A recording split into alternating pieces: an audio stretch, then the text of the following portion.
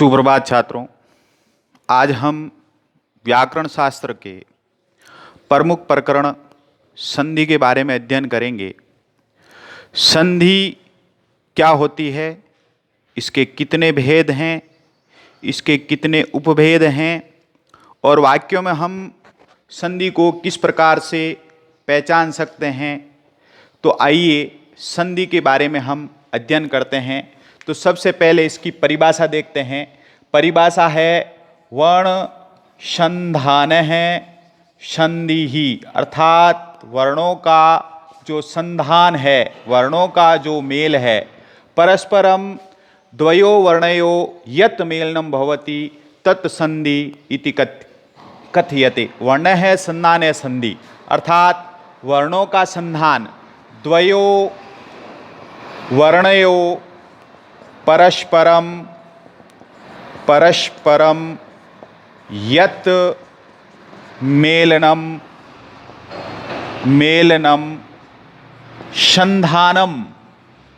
संधानम वा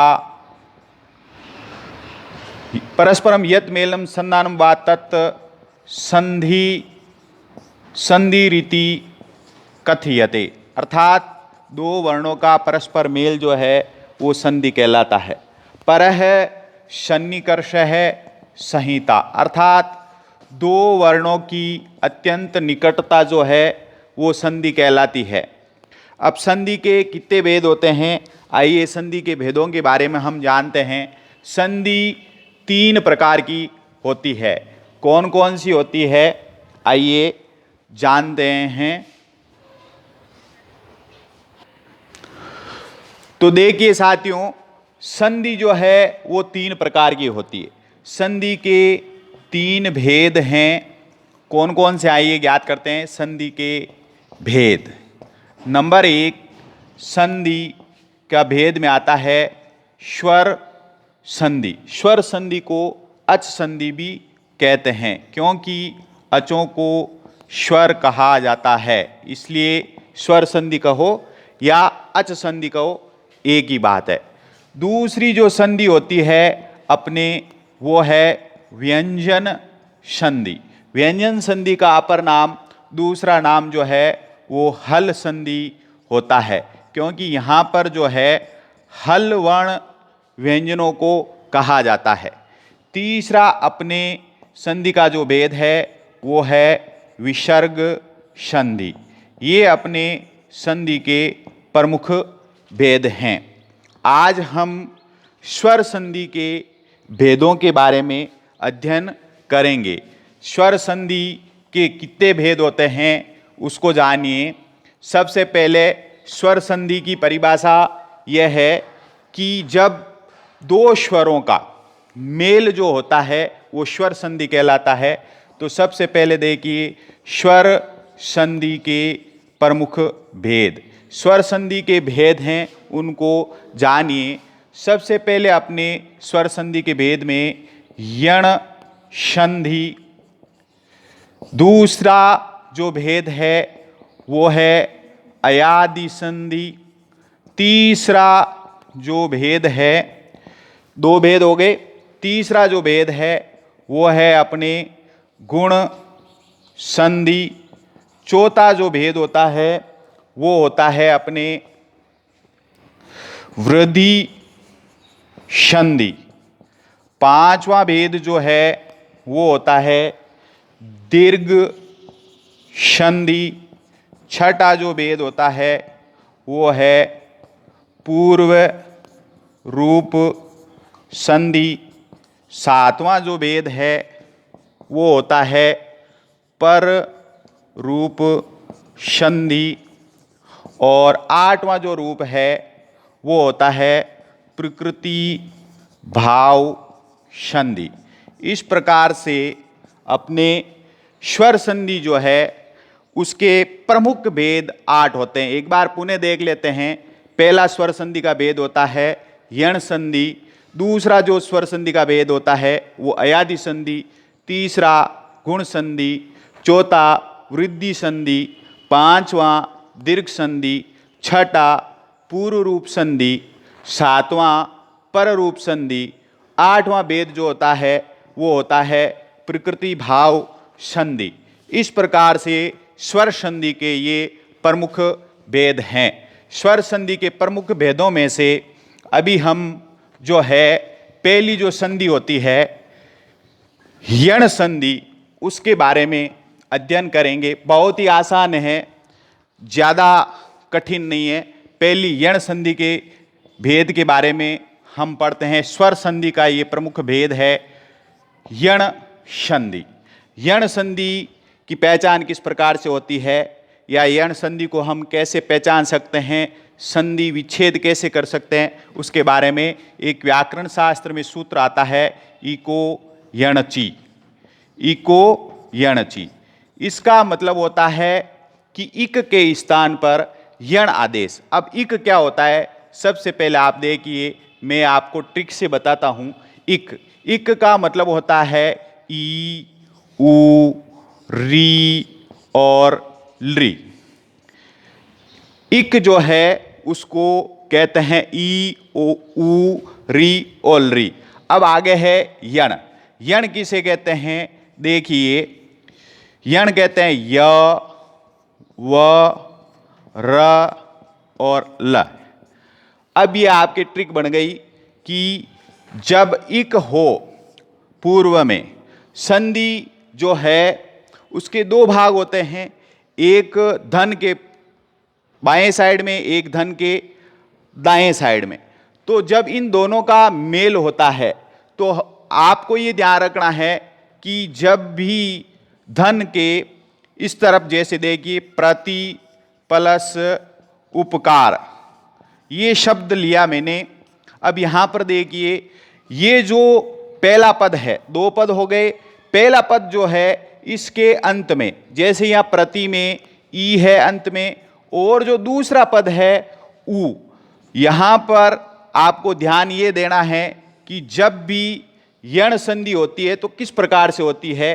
पहले पद के अंत में ई, ऊ, री होता है, और इसके साथ कोई असमान स्वर होता। असमान स्वर से मेरा मतलब यह है कि ई के बाद ई नहीं आना चाहिए। ई के अलावा कोई सा भी स्वर आ सकता है। ऊ के बाद असमान स्वर आना चाहिए।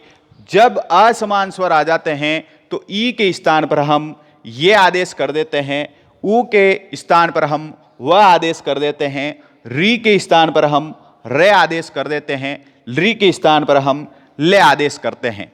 तो यहां पर देखिए अपना जो पहला उदाहरण मैंने लिया है प्रति प्लस उपकार, तो यहां पर देखिए ती में ई है और उसके बाद ऊ असमान स्वर आया हुआ है, तो हम ई के स्थान पर ये कर देंगे। क्या कर देंगे, ये।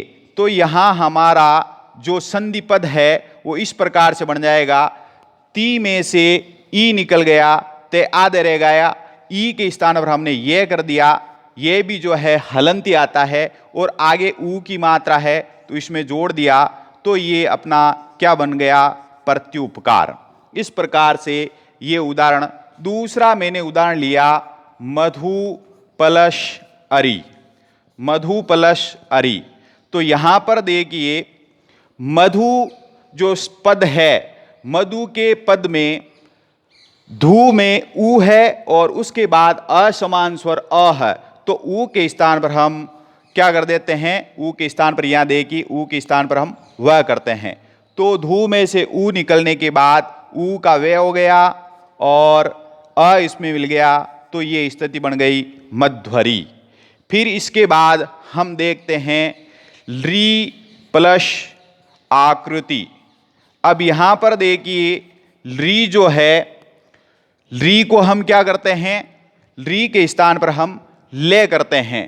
तो यहां पर देखिए आपके री के स्थान पर ले हमने जब कर दिया तो ये ले और आ की जो मात्रा है वो जुड़ गई इसमें, तो ये अपना जो है शब्द बन गया लाकृति। अब इसके बाद देखिए अपने पितृ प्लस आदेश है, पितृ प्लस आदेश है। यहां पर देखिए पितृ में री है, री के स्थान पर हम रे करते हैं, तो ये स्थिति बन जाएगी पित्रादेश है। इस प्रकार से ये अपनी स्वर संधि के अंतर्गत यण संधि है। उसके चारों एक बार पुनः समझ लीजिए।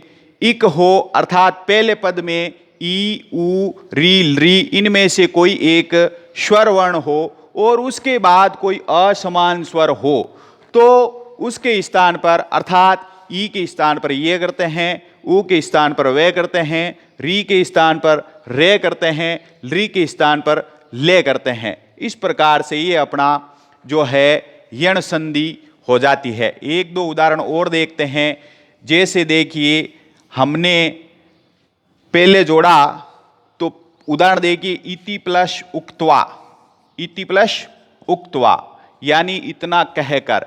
इति ती में ई है, आगे असमान स्वर है, असमान स्वर है तो क्या बन जाएगा, ई का हम ये कर देंगे इति उक्त्वा, ये अपना पद बन जाएगा। इस प्रकार से हम और भी शब्दों को जो है पहचान सकते हैं। इसका पहचानने का एक बहुत सिंपल तरीका है, बहुत साधारण तरीका है।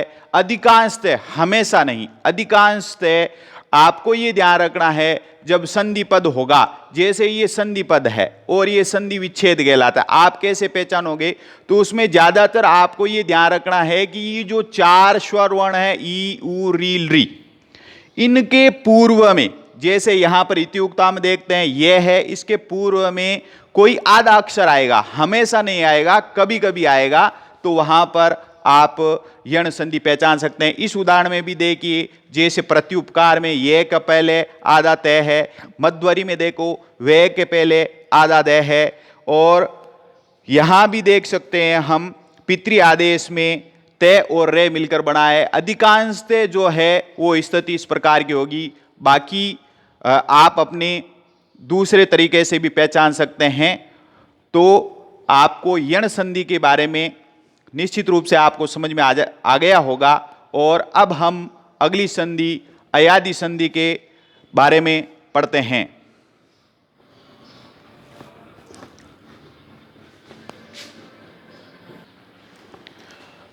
हाँ, तो हम स्वर संधि के दूसरे भेद अयादि संधि के बारे में जानकारी करते हैं। देखिए इसमें सूत्र दिया हुआ है एचो आई वा यावा है। इसका मैं विस्तारित रूप लिखूं तो यह है एच। एच का मतलब होता है ए, ओ, आई और औ। ये चार जो वर्ण हैं, स्वर वर्ण हैं, ये एच कहलाते हैं। अब आपको ध्यान ये करना है, ये एचो आई वायाव सूत्र कह रहा है कि जब पहले पद में ए, ओ, आई और औ हो और इनके साथ कोई भी स्वर हो, यहां पर कोई भी स्वर से मेरा आशय यह है कि समान स्वर हो, तो भी यहां पर आपके ये संधि जो है हो जाएगी। हमने अभी पहले जो यण संधि पढ़ी थी उसमें यह था कि समान स्वर नहीं होना चाहिए, पहले पद के बाद यहां पर कोई सा भी स्वर हो अपने अयादि संधि हो जाएगी। अब आपको यह ध्यान रखना है कि पहले पद के अंत में ए है तो ए को हम ऐ आदेश में बदलेंगे, ओ को हम औ आदेश में बदलेंगे, ऐ को आय में बदलेंगे और औ को हम आओ में बदलेंगे। इस प्रकार से यहां पर देखो कोई भी इनके बाद कोई भी स्वर हो सकता है। अब इनको उदाहरणों में हम देखते हैं। पहला उदाहरण हम लेते हैं ने प्लस अनम। पहला उदाहरण हमने लिया ने प्लस अनम। तो पहला जो पद है उसके ऊपर जो मात्रा है वो है ए की, और यहां पर ए के स्थान पर हम क्या करेंगे ऐ। तो ऐ के स्थान पर ऐ किया तो अपना रूप बन गया नयनम। क्या रूप बन गया? नयनम। इसी तरह दूसरा उदाहरण लेते हैं हम पो प्लस अनम। पो प्लस अनम। अब यहां पर देखिए ओ है, ओ के बाद अश्वर है, तो यहां पर ओ के स्थान पर हम क्या आदेश कर देंगे? अव। तो प अव हो गया, तो प व न मैं, पवनम शब्द बन गया। तीसरा उदाहरण हम लेते हैं, देखिए ऐ का। यहां पर आप देखिए नेई प्लस अक, नई प्लस अक है। यहां पर देखिए ऐ है, तो यहां पर ऐ के स्थान पर हम कौन सा आदेश करते हैं? आय।